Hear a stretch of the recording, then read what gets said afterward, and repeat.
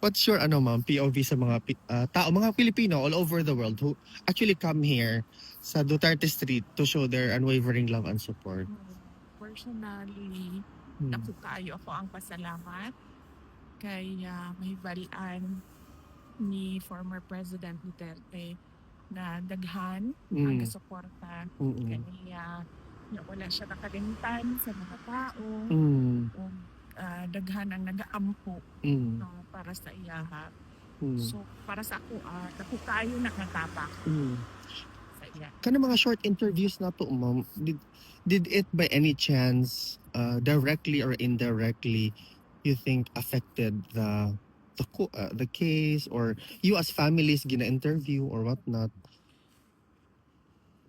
Ginasite siya ang mga declarations sa family, whether or not dira nahitabo sa Duterte Or Street even or sa katong lain nga platform. Ginasite man siya sa ICC. Kung ang uban gani, makita ninyo na naa siya sa decision mismo. yes. Sa mga orders nila, makita nimo.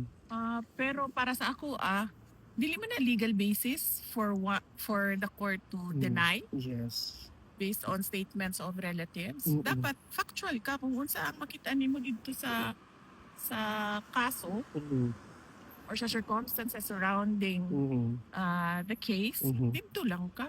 Such as katong imong statement na nata sa Amsterdam bitaw nakita ta na ni take over ka sa live. That was also explicitly cited sa ilang decision, ma'am. Na nangita si Kitty o si R.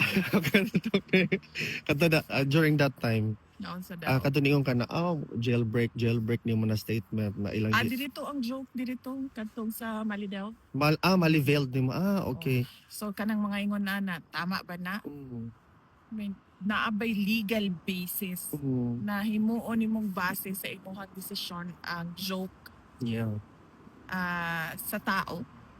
Diba? Ma'am, how about the Dili naman good. sorry, go ahead, ma'am. Sorry, dili naman good kanang wala na nagadagan sa rason. Ang ilahang mga rason Yeah. kung ano nakatinay sila o mga filings ni former President Duterte. How about mga efforts sa mga Filipinos, ma'am, voluntarily, such as the Tay Kami Naman campaign? How do you see these individual efforts na out from their own volition, they are trying to hopefully directly or indirectly help the former president with respect sa kaso niya, ma'am? Nagsulti naman ko, di ba kadtong pangutanan ko about sa, and in fact, nag-pair naman ko. Anak ko, para lang dili masayang ang effort, paniguraduhon po sa mga tao na naa siya effect kay ang plano ato was i-file siya. But right now, it will be filed as a petition. A separate petition sa Supreme Court, ma'am. Mo tong advice na ako una ato consult a lawyer para dili masayang ang effort sa mga tao and ang interest sa mga supporters na pirma sa petition. Ma'am, ang presence ba sa mga Filipinos continuously for almost 1 year now, kanang magatag ba siya sort of motivation or maka-elate ba sa feelings ni PRRD inside, ma'am? Every time he asks. Ang iyang magong concern na unang-una is ang inconvenience sa tao. Maugi na pirmi ang iyang ginasulti ni former President Duterte. Pag mo mention ko, wala akong kabalo sa ginaistoryahan nila sa uban kapamilya. Pag mag-mention ko, maingon gid na siyang paulian na sila kay sayang ilahang oras or paulian na sila kay dili sila dapat mo gasto or paulian na sila kay tugnaw kaayo. Kanang ingana mo gid ang first concern ang inconvenience sa mga taong nagaadto sa Duterte Street ug nagaadto dira sa gawa sa detention unit. And kung remember nimo isa sa mga gibasihan po sa isa sa mga court orders, I don't know kung sa appeals ba to or sa pre-trial chamber, ang kadako sa support network. Yes.